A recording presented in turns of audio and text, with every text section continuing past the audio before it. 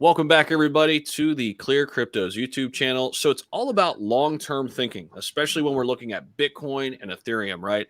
We talk about this a lot on our respective personal channels. Myself and Austin talk about, buying Bitcoin and Ethereum a little bit every single day, dollar cost averaging. This is 60% of the crypto market, right? It carries so much weight, and we both feel the best way to invest in these is number one, for the long term, and two, slowly over time, right? Yep. There's an old saying, I'm sure you've heard something similar to this, Austin, right? It's like, it's hard to time the market. However, it's not so bad when you just have time in the market, right? It's a lot easier just when you have time in the market versus trying to time it perfectly all the time.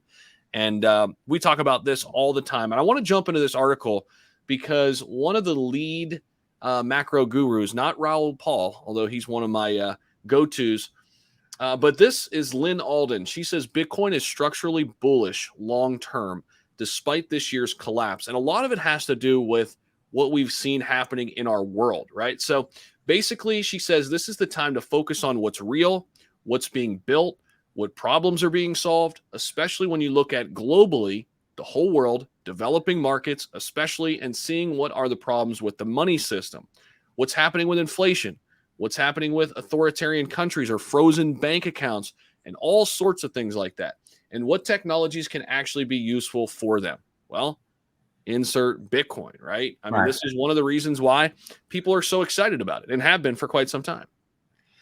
Yeah. And I think obviously for those people out there, I get asked this question, Zach, like literally I've had friends, again, I'm on record as saying a lot of my friends don't really understand crypto, but I do get asked this question. What is Bitcoin? Yep. And the answer I literally give them is the easiest way to explain it is Bitcoin is digital gold. If you're thinking about a physical gold bar, think of a Bitcoin in that context though, but it is a digital gold asset. And then that usually gets me about 60-70% of the way with them with the kind of understanding it.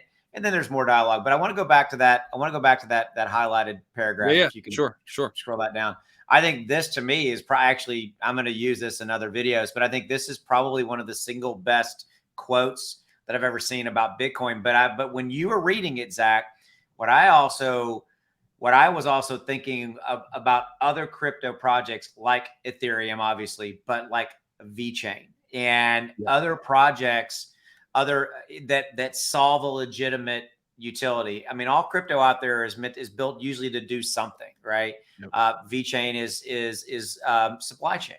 Supply chain, a crypto project, handling like logistics and supply chain things of that nature. But this is interesting because I think it really does come down to the fact that living where we live in the United States, I think that we tend to think of crypto as a currency, as an investment vehicle, as I'm going to buy and sell. I'm going to buy Ethereum and I'm going to make money off of Ethereum.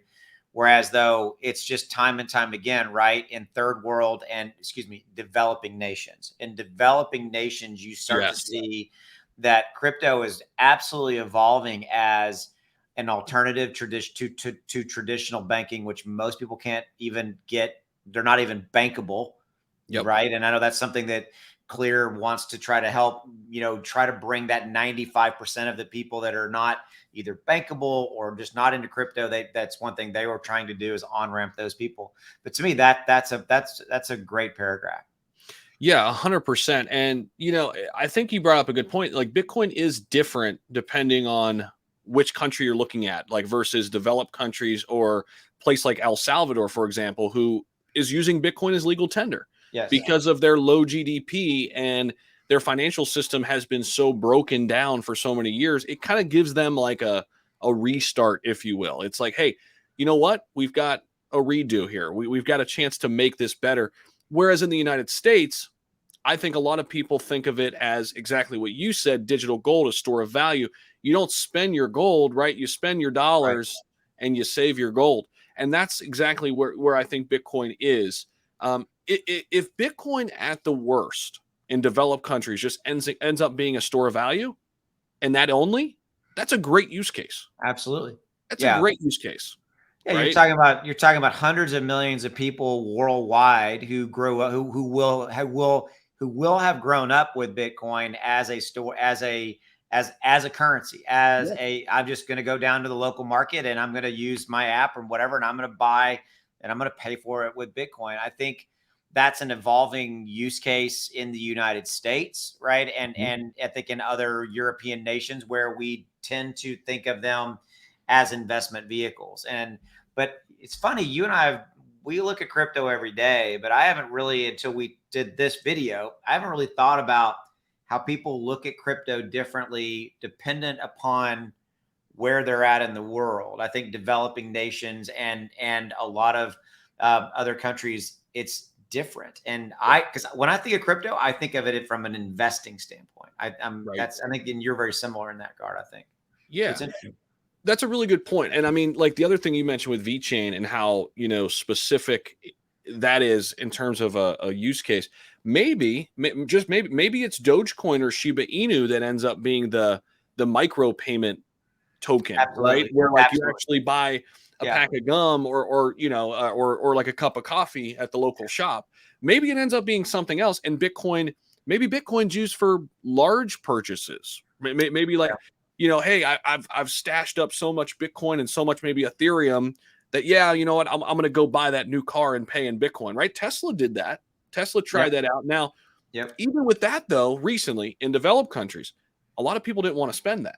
They'd rather spend their cash. And that could evolve. I mean, I don't know where it ends up, but I think I have a son. He's 14, right? And I'm already having these my son literally asked me a month ago, he's like, Dad, do you think, which was shocked me, this is just like, you have for those of you guys watch this, you have a teenager, this should make you smile. You go from 1 minute of like, they are the stupidest people on the planet, right? Because they're teenagers and I love them, but just like, oh my God, I can't believe you just said that or did that, to a really, really astute question of he out of the blue, he said, Dad, do you think that crypto will be that crypto in my lifetime, Dad, will replace the dollar bill? And I'm like, I was like, first I'm like, whoa, okay. And then just because you said that, and then I said, yeah, I think that it has I don't know if it will replace it, son, in your lifetime, but it will be a currency that you will use. And I said, it's quite possible in your children's lifetime that, a version of whatever crypto looks like in 100 years could possibly be that. And he was like, so it was like, and then he was like, cool. And then he said something stupid and we moved on. He's a teenager. So, anyway. That's cool. I mean, the fact that he's interested.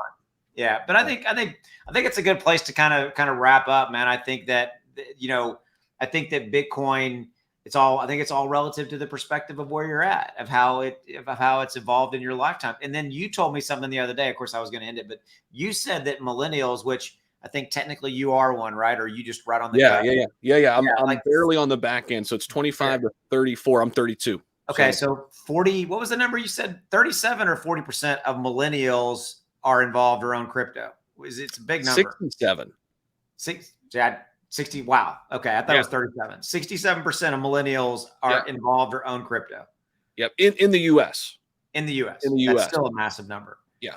Yeah. Whereas I think if you went 40 and above, I think that number goes down exponentially. I mean, I personally, out of say 30 to 40 people that I know, and I'm 53, I think 52. It's a senior moment.